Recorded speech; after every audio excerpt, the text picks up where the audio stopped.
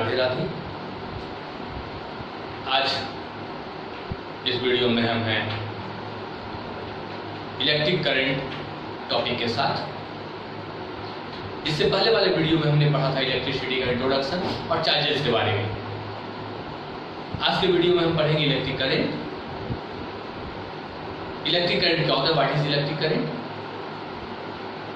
लेकिन उससे पहले मैं बोलना चाहूँगा, आपने यदि चैनल को अभी तक सब्सक्राइब नहीं किया है तो चैनल को सब्सक्राइब कीजिए, वीडियो को कंप्लीट देखिए, पूर्ण देखिए, पूरा देखिए, और उसके बाद यदि कहीं आपको डाउट्स आता है तो उसको कमेंट बॉक्स में लिखिए।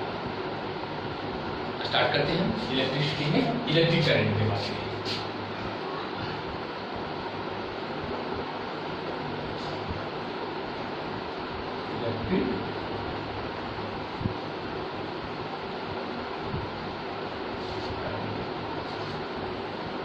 You may also say electric current means charges in motion.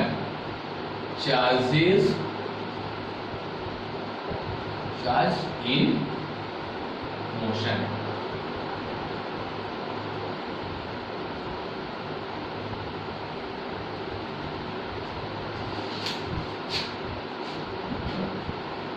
Means the systematic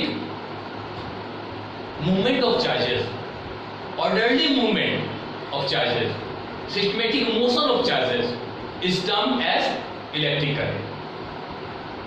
यदि चार्ज जो है सिस्टमेटिकली फ्लो कर रहा है, सिस्टमेटिकली मूव कर रहा है, मोशन में है, तो वो इलेक्ट्रिक करंट कंस्टिट्यूट करता है। अब रही बात एक्यूरेट डेफिनेशन हम क्या देंगे इलेक्ट्रिक करंट का। यानी क्वेश्चन पूछता है व्हाट इज इलेक्ट्रिक करंट, तो व्हाट शुड बी राइट, लिखेंगे rate of flow of charges. Definition लिखेंगे rate of flow of charges is called electric current। और क्या लिख सकते हैं, rate of flow of charges means number of charges flowing through conductor per unit time. लिख सकते हैं नंबर ऑफ चार्जेस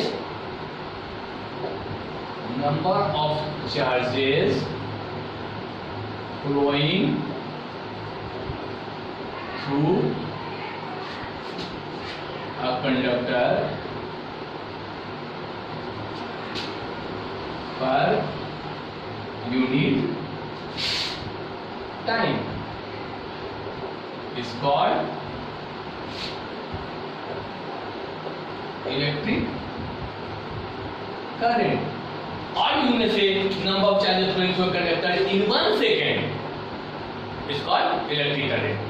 किसी भी कंडक्टर से होकर के 1 सेकंड में जितना चार्ज फ्लो होता है उसे हम इलेक्ट्रिक करंट बोलेंगे। वह हमको इलेक्ट्रिक करंट का मेजरमेंट देगा। इलेक्ट्रिक अब सपोज कीजिए let number of charges flowing through a conductor in t second d q। Suppose कीजिए कि t सेकेंड में आपका जो चार्ज फ्लो कर रहा है किसी कंडक्टर से वह q है, तो हमको इलेक्ट्रिक करंट का मेजरमेंट निकालना है। तो इलेक्ट्रिक करंट इक्वल टू हमने पढ़ा क्या, rate of flow of charges means electric current equal to electric current equal to लिख सकते हैं rate of flow of charges. Rate of flow of charges means number of charges flown upon time. अब देखिए number of charges क्या flow हो गया Q, और आपका टाइम कितने में T में। जो इलेक्ट्रिक करंट है उसका सिंबल होता है I, मींस हमारा फॉर्मूला हो गया I equal to Q upon T। क्या हो गया I equal to Q upon T। अब देखिए इसी से हम और लिख सकते हैं Q, यदि क्रॉस मल्टीप्लाई कर दिया तो Q इक्वल टू IT, ये भी एक फॉर्मूला बन रहा है आपका। क्रॉस मल्टीप्लाई कर दीजिए, I के नीचे कुछ नहीं मतलब 1 है डिनोमिनेटर में, Q into 1Q, I into T, IT, Q equal to IT। अब रह के बाद इसका हम यूनिट यदि निकालना चाहेंगे ऐसा यूनिट, तो हमने देखा क्या है I equal to Q upon T, I equal to Q upon T। इसको और देखिए, इसको नंबर ऑफ इलेक्ट्रॉन के टर्म में यदि आप लिखना चाहेंगे तो मैं आपको बताया था चार्जेस के कैरेक्टरिस्टिक्स में कि total charges is integral multiple of electronic charge, means Q equal to Ne। तो हम Q can be replace as Ne, I equal to Ne upon T, ऐसे भी हम बोल सकते हैं since Q equal to Ne। तो अगर हम इसके फॉर्मूले के हिसाब से हम इसका निकालेंगे ऐसा यूनिट, तो देखिए चार्ज का यूनिट होता है कूलम और टाइम का सेकेंड, इसको हम लिख सकते हैं coulomb per second. This is the SI unit of electric current and coulomb per second is termed as ampere in the honor of Andre Ampere, who has worked a lot on topic electric current। तो इसको हम बोलते हैं ampere, AMPERE, और symbol है इसका A। जैसे coulomb का सिंबल C है, capital C, similarly the symbol of SI unit of electric current that is ampere is capital A। कोई प्रॉब्लम नहीं ना? अब आगे देखते हैं।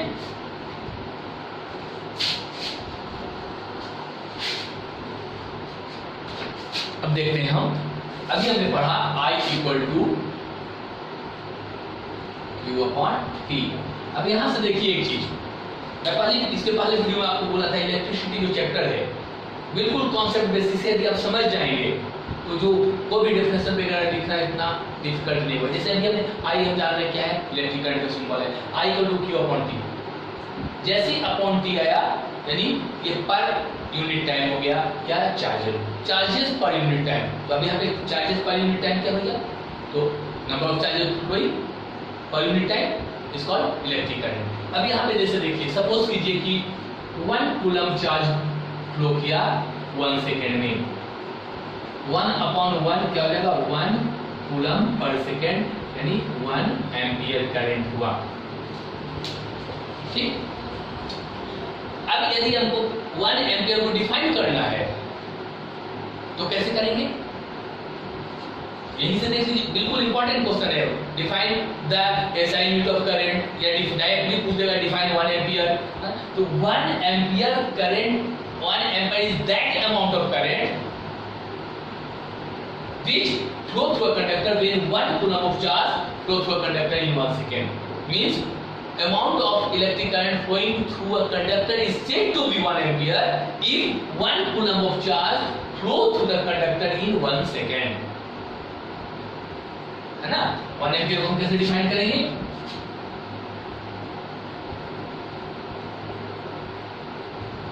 ये बहुत इंपॉर्टेंट है आपके लिए, definition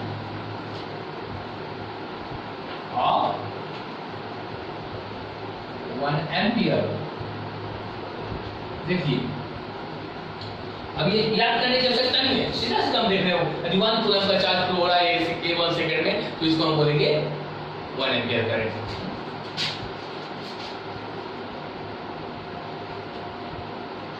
amount of electric current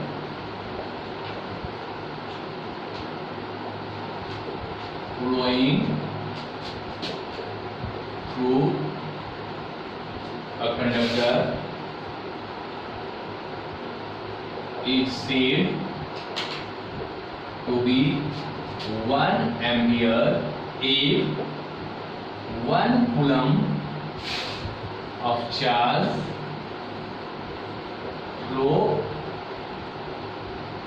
through the cross section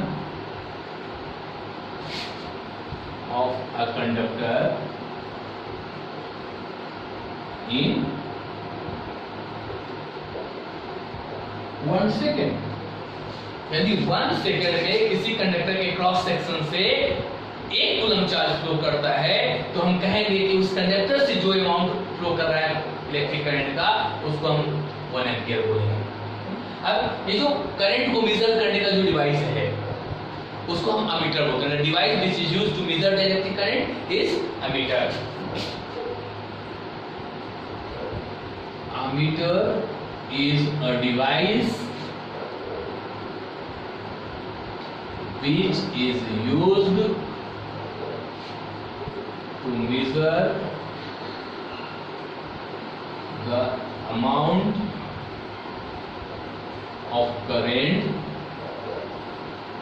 flowing through a conductor। किसी भी कंडक्टर से जो करंट फ्लो हो रहा है उसका अमाउंट अभी हमको मेजर करना है तो उसके लिए एक डिवाइस यूज करते हैं, उस डिवाइस का नाम है अमीटर। अब ये अमीटर के बारे में क्या बता दूं, इसका रेजिस्टेंस आइडियल अमीटर वही होगा जिसका रेजिस्टेंस 0 होगा।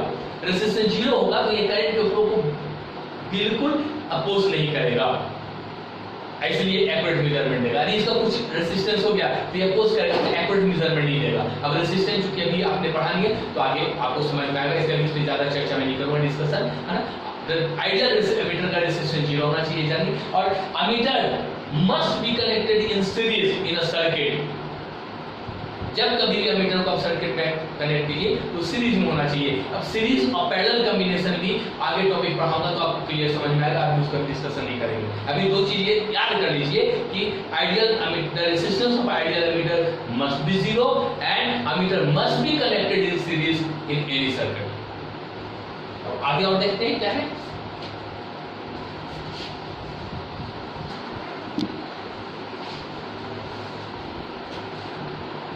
अब देखिए अभी हमने देखा था I equal to Q upon T, यानी यदि the quantity of charge flowing through a conductor is 1 coulomb and time taken 1 second means in 1 second if 1 coulomb of charge flow through conductor then the amount of current flowing through conductor will be 1 ampere, and 1 ampere is equal to 1 coulomb upon 1 second.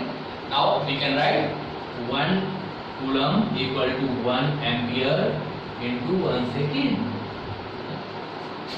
Means 1 coulomb equal to 1 coulomb equal to 1 ampere into 1 second. Now how can we define 1 coulomb? जब हमने charge का unit आपको coulomb बताया था वहां पे 1 coulomb का definition इसलिए नहीं बताया था कि वहां पे मैं एम्पियर ये सब बोलता तो आपको समझ में नहीं आता, इसलिए अभी हम आपको बता रहा हूं कि 1 कूलम जैसे अभी आपने डेफिनेशन किया 1 एम्पियर का सिमिलरली डेफिनेशन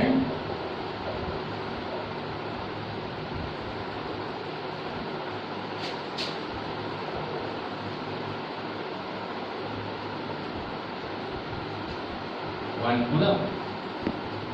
अब आप देख सकते हैं कि 1 कूलम चार्ज का वह अमाउंट है जो सर्किट से फ्लो होता है तब जब 1 एम्पियर का करंट उस सर्किट से 1 सेकंड तक फ्लो होता है। किसी सर्किट से 1 एम्पियर का करंट यदि 1 सेकंड तक फ्लो होता रहता है और उस टाइम में during this time if the number of charges flowing through circuit will be 1 coulomb means किसी भी सर्किट से 1 एम्पियर का करंट यदि 1 सेकंड तक फ्लो करता है तो जो नंबर ऑफ चार्ज फ्लो कर जाएगा उस सर्किट से उसका अमाउंट क्या होगा 1 coulomb होगा। means the amount or quantity of charges flowing through a circuit when 1 ampere of current flow through it for 1 second is called 1 coulomb। ये होगा आपका 1 coulomb। means the quantity of charges flowing through a circuit when 1 ampere of current, this is ampere, 1 ampere of current flow through it for 1 second। यदि किसी circuit से 1 ampere का current 1 second तक flow करता है तो जितना नंबर ऑफ चार्ज फ्लो हो जाएगा उस सर्किट से वो अमाउंट होगा 1 coulomb का होगा। यहाँ का कोई प्रॉब्लम? अब हम आगे देखते हैं। Now we see about electromotive force. What is electromotive force? Electromotive